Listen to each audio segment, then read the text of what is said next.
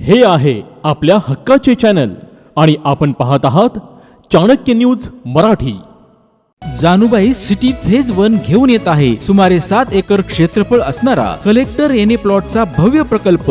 हीच ती वेळ योग्य प्लॉट घेण्याची। फलटण पासून 4 किलोमीटर अंतरावर निसर्गरम्य वातावरणात सर्व सुखसोयी युक्त प्लॉट। Janubai city phase 1। आमचा पत्ता जाधववाडी झिरपवाडी रोड, गुंडगे तालीमच्या शेजारी। संपर्क क्रमांक अमोल सस्ते 8793 29 91 49 आणि मंगेश खंदारे 70 38 55 72 18। नमस्कार। मागे ज्या पद्धतीने आपण प्रेस कॉन्फरन्सच्या माध्यमातून शिवसेना उद्धव बाळासाहेब ठाकरे फलटण तालुका पक्ष तसेच आम आदमी पक्षाच्या वतीनं एक प्रेस कॉन्फरन्स घेतली होती। यामध्ये प्रामुख्याने कमी संदर्भात आपण काही मुद्दे मांडले होते।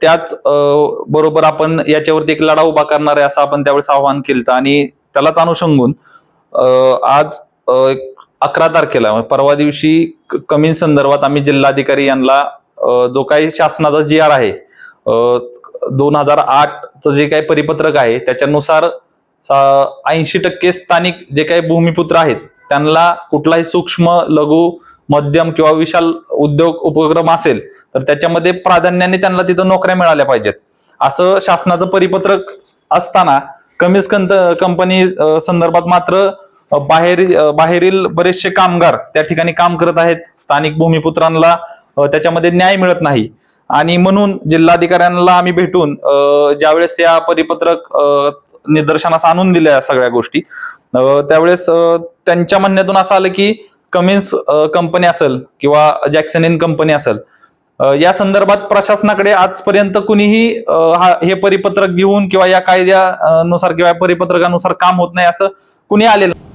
तर आम्ही काल भेटल्यानंतर त्यांनी जे काही परिपत्रक आहे महाराष्ट्र शासनाचं नीट वाचून याच्यामध्ये जी समिती असते ज्या कंपन्यांचा आढावा घेऊन अहवाल पाठवणारी याचे अध्यक्ष जिल्हाधिकारी आहेत आणि ते असल्यामुळं निश्चितच यापुढे ते म्हटले आम्ही या गोष्टीवरती तुम्ही जे काही निवेदन दिलंय याच्यावरती आम्ही काम करायला सुरुवात करू आणि निश्चितच यापुढे कमिन्स कंपनीमध्ये 80% जे स्थानिक भूमिपुत्र आहेत यांच्यासाठी जो काही प्रशासकीय लढा उभा करायचं जे काय आम्ही सुरुवात केली आहे ते आता पुढील टप्प्यामध्ये त्याला आंदोलनात्मक काही जरी रूप द्यायची वेळ आली तरी आम्ही त्याच्यावरती ठाम राहू।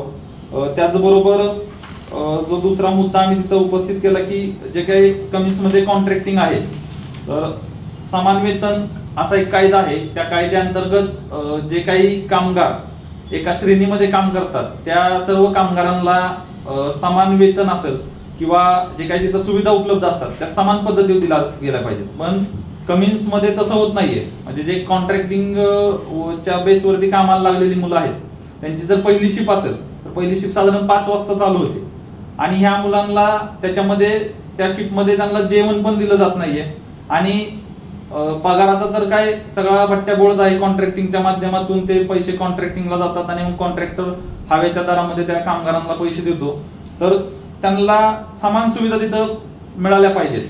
तसंच जे कॉन्ट्रॅक्टिंग आहे ते कॉन्ट्रॅक्टिंग स्किल्ड आणि अनस्किल्ड अशा दोन्ही पद्धतीच्या कामगारांना तिथं चालू आहे। तर आमचं म्हणणं आहे की स्किल्ड जे आहेत म्हणजे जे काही डिप्लोमावाले आहेत IT वाले आहेत अशी लोकांना कंपनीच्या मार्फतच तिथं लावलं गेलं पाहिजे आणि जे काही अनस्किल्ड लेबर आहे जे काही आपण पुसण्यासाठी म्हणा किंवा काही किरकोळ कामासाठी लागत असतं तर ठीक आहे की 10-20% जर कुठं कॉन्ट्रॅक्टिंग कंपन्यांमध्ये चालत असेल तर ते ठीक आहे। पण मोठ्या प्रमाणावर कॉन्ट्रॅक्टिंग कमी झालं पाहिजे आणि स्थानिकांना तिथं कायम नोकरीमध्ये केलं पाहिजे। त्याचबरोबर आम्ही अजून एक आमच्यापर्यंत अशी गोष्ट आली होती की जी काही KB कंपनी KB एक्सपोर्ट तालुक्यामध्ये काम चांगलं आहे तालुक्यामध्ये परंतु KB एक्सपोर्टच्या माध्यमातून जे काही ओव्हरटाईम तिथं कामगारांना दिला जात नाही। एखादा कामगारला इन टाइम आहे पण जो आउट टाइम म्हणतो घरी जाण्याचा तो तिथं नाही। 8 तासापेक्षा जास्त काम केल्याच्या नंतर मग त्यांना जास्तीचा मोबदला असा काही दिला जात नाही। मग त्याच्यामध्ये कामगार 10 तास 12 तास पण काम करतात अशी आम्हाला माहिती समजली। त्या संदर्भात पण आम्ही जिल्हाधिकाऱ्यांना या पत्रामध्ये मेन्शन करून त्यांना सांगितलं की याच्यावरती या सर्व गोष्टींवरती तात्काळ कारवाई होऊन या कामगारांना त्या स्थानिक भूमिपुत्रांना तात्काळ न्याय मिळाला पाहिजे। त्याचबरोबर त्या जिल्हाधिकाऱ्यांना भेटायला गेलो होतो त्यावेळेस किंवा या मुद्द्यावरती आम आदमी पक्ष पण आपल्या सोबत आहेत. ते त्यांचे या संदर्भात जे काही म्हणणं आहे ते मांडणार आहेत. नमस्कार, मी धैर्यशील अंकुशराव लोखंडे, सातारा जिल्हा उपाध्यक्ष आम आदमी पक्ष या काय पक्षाचं मी काम पाहतोय. मागील प्रेस कॉन्फरन्सच्या प्रमाणे जसं अक्षयने सांगितलं त्या पद्धतीने आम्ही जिल्हाधिकाऱ्यांना भेटलो असता. जिल्हाधिकाऱ्यांनी आतापर्यंत म्हणजे आम्हाला सांगितलं की 2008ला ही कमीज कंपनी सुरू झाली, तेव्हापासून ते आता 2024 पर्यंत आमच्याकडे प्रशासकीय लेवलवरती कोणत्याही प्रकारची तक्रार म्हणून आमच्याकडे कधी कोणी दाखल केली नव्हती. आणि ही तक्रार पहिल्यांदाच फलटण तालुक्यातून कमीजच्या विरोधात कोणीतरी दाखल केली, त्याबद्दल त्यांनी पहिल्यांदा समाधान व्यक्त केलं. आणि दुसरी गोष्ट की ही जी कमिटी आहे, ह्या जिल्हाधिकाऱ्यांच्या अध्यक्षतेतून त्यांची जी कमिटी आहे त्याच्यामध्ये लेबर कमिशनर वगैरे जे सर्व लोक आहेत किंवा जिल्हा उद्योग मंत्र्यातील काही अधिकारी आहेत, हे लोक आम्ही सर्व एकत्र करून एक कमिटी आहे ती कमिशनकडे चौकशी करेल आणि फलटण तालुक्यातील 80% भूमिपुत्रांना काम दिलं जातंय का, कंपनी रोलवरती ते काम दिलं जातंय का कॉन्ट्रॅक्टिंगवरती जास्त भर दिला जातोय, हे सर्व आम्ही चौकशी करून आपणास मीटिंगसाठी बोलू अशा आम्हाला त्यांनी एक आश्वासन दिलं. दुसरी गोष्ट त्यांनी अशी विचारली की इतके वर्ष कंपनी फलटण तालुक्यामध्ये आहे तर तिथं कोणत्या प्रकारची कामगारांची युनियन आहे का.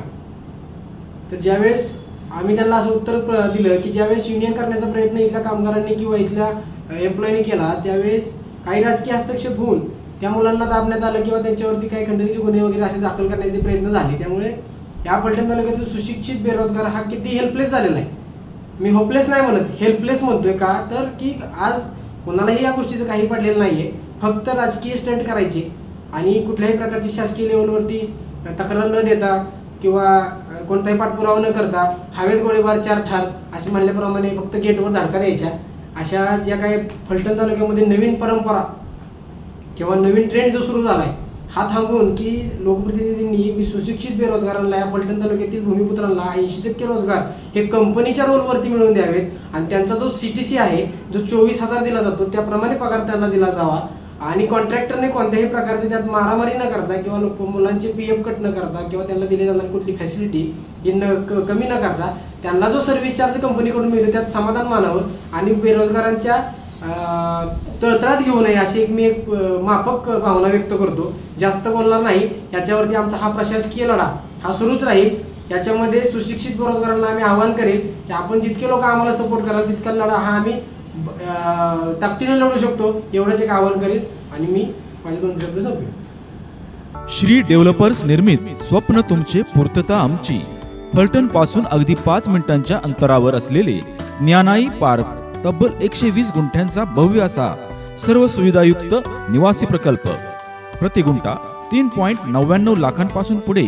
तर मग वाट कसली पाहताय, आजच आपला प्लॉट निश्चित करा. आमचा पत्ता सर्वे नंबर 70/3 मौजे ठाकूरकी जिजाई मंगल कार्यालयाच्या पाठीमागे फलटण सातारा रोड.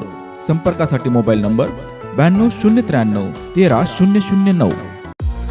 स्वप्नातला बंगला हवा तर प्लॉट ग्रीन व्ह्यू सिटी मध्येच हवा.